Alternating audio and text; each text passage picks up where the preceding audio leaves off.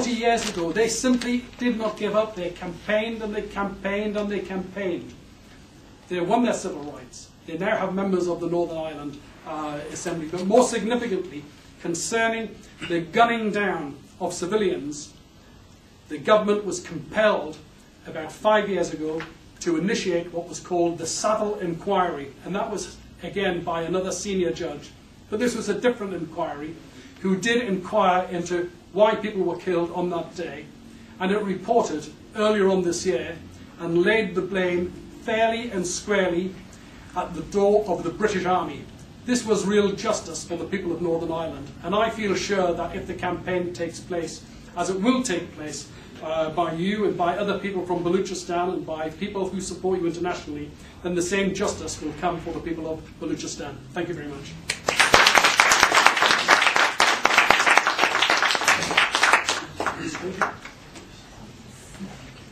Thank you, Mr. James Nichols, for the very vivid testimony presentation on the case of Abir Mary, and also the reality of torture and disappearances in Balochistan as presented by witnesses who did not have witness protection, who don't have witness protection, and who in the process are also being made to disappear and killed. Now, before the break, we would like to request, ask for questions from the audience. I have a question. वो वक्त तो वकील तो मसले बलूचान गुरु पानियां अमेरिकानियां वो आखिरी ताने गुफ्ता अगर गुफ्ते आयन दारी जवाब शाम ची गुफ्ता मसला हमें कुछ शाला दियाने थी तक They asked me to translate. Okay, yes, so, of course. The question is, since you're a lawyer, British lawyer, you've got some, knowledge of understanding of what goes on in Balochistan. Have you, as far as I understand what he said, have you shared the same information with authorities in Britain? Or yes, or yes, in the rest of the European community, or right. So the question is that have I, the information that I now have I been able to tell people in other parts of the UK or in other parts of the world about Balochistan? And the answer is yes. Everywhere I go, I tell people about Balochistan. And I said earlier on in what I was saying, I almost have this little quiz, where is Balochistan? And then they tell me. And then I say, no, I'm going to tell you that Balochistan is the 4th largest province of a country which is now called Pakistan. It was an independent country. The Pakistan army marched in 1947. It has the following resource. I mean, I've got it. I mean, I've got. In England, we say I've got a good spiel. I can put the case now as to why it is that the Pakistan government is in Balochistan. And then I can tell them about the human rights. And I do that. I do travel, not extensively in the world, because I am a practicing lawyer. And tomorrow I'll be in England in a small court in Milton Keynes in the Midlands. So I can't travel all the time. But wherever I go and wherever I have an opportunity, I tell people about Balochistan. And as I say, I've discussed this recently with some of my colleagues who were involved in the same trial, and we agreed that I would in fact write to the trial judge explaining to him what had happened to Sher Mohammed Baloch and to Ghulam Mohammed Baloch, so that he understands as a judge that this is serious across here. This is not child's play. This is where people get killed and tortured.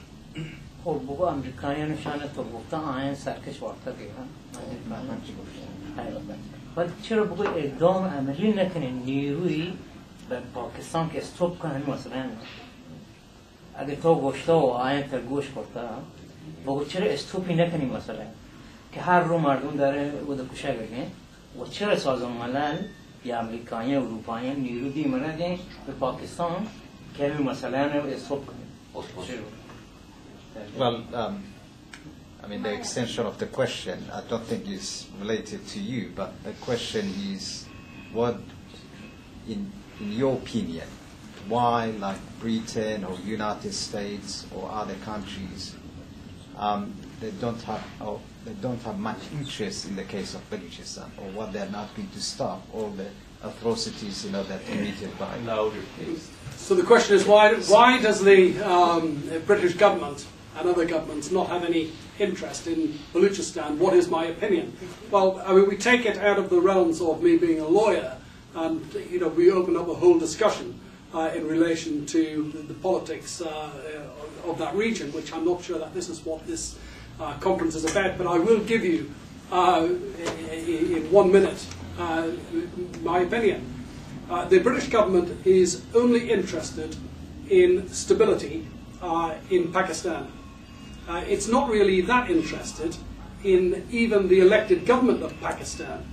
It is really only interested in the stability of the army and the ISI. This is my view, because these people, the army and the ISI, provide the ongoing continuity by which the Americans and which the UK can pursue its policy inside Pakistan. I mean, that's what it's about.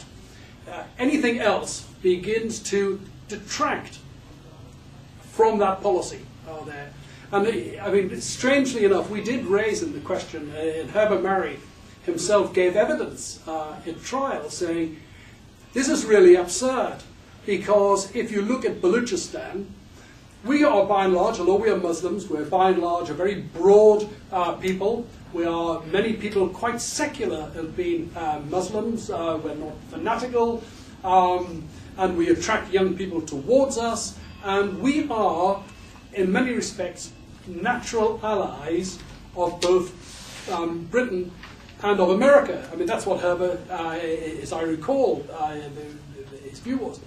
But of course, he then went on to say that the actions of the Americans and of the UK was to help drive all the young men who might be coming more towards the Balochistan view that Mr. Marry has and some of the others have, but to drive them towards fundamentalism and to drive them towards the Taliban rather than towards Baloch nationalism. And he said this was really quite absurd. But that's my view. I mean, it's my personal view, for what it's worth. What do you think about these allegations? Well, when they were trialing Herbert Marry, there was this rumor about the British government wanted to swap him and some other Baloch for Rashid Rauf, the intercontinental bomber who managed to get refuge in Pakistan. I have no doubt that that is true. It is very interesting because for people who don't know, there was a man called Rauf. Yeah. Rashid Rauf, that's right, Rashid Rauf, and he came from Birmingham there, and he was wanted by the United Kingdom, and they were desperate to get their hands on him.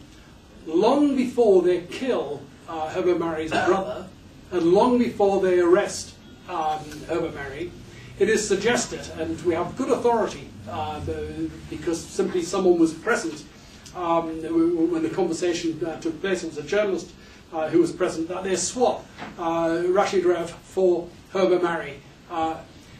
That was just a step too far for the British government. It's quite difficult for the British government simply to do that, because they'd end up in court. I mean, it would be a terrible catastrophe for them. But it is the beginning of the process by which Herbert Marry is finally charged in all of that. I'll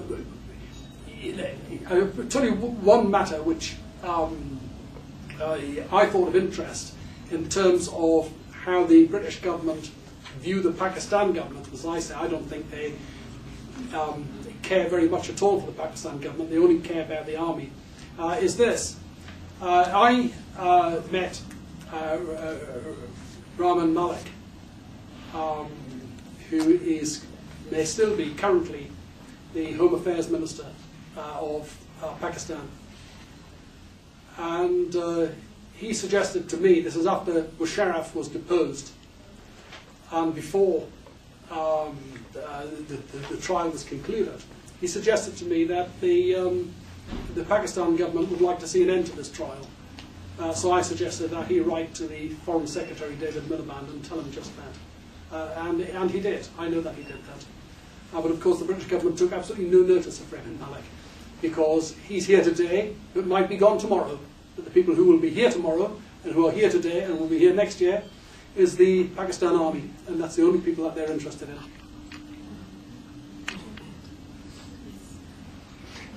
May I ask a question about British law?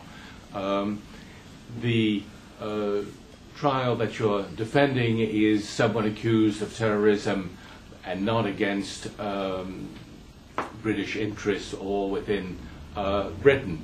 And I know the question of universal jurisdiction has been debated.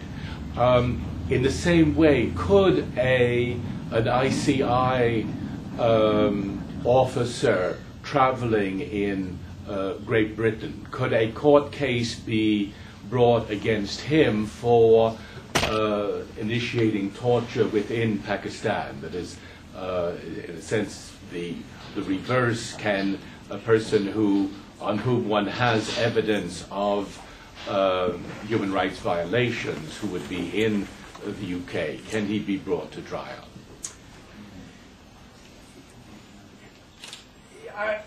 You'd have to look at each particular case, but it is possible. And so what you have at present is a situation where no government minister or senior army official from Israel will come to the United Kingdom, because we will take out proceedings, criminal proceedings against them for crimes against humanity. The government, I feel sure, is going to try and change that, but it is possible within the UK jurisdiction for that to happen, but perhaps not for much longer.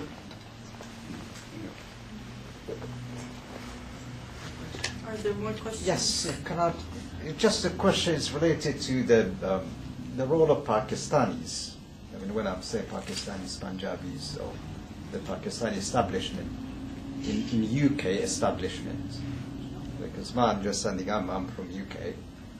Anywhere you go, all the part of the establishment, from the police, even from the legal, system, in parliament, anywhere you go, there is a large Pakistani communities, and they've got very strong.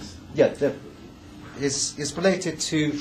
My question is related to this, the relationship between Pakistani establishment, because there is a large community in UK, and UK establishment.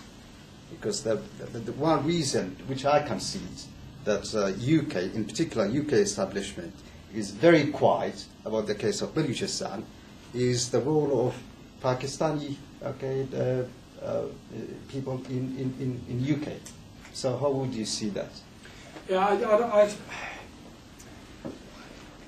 don't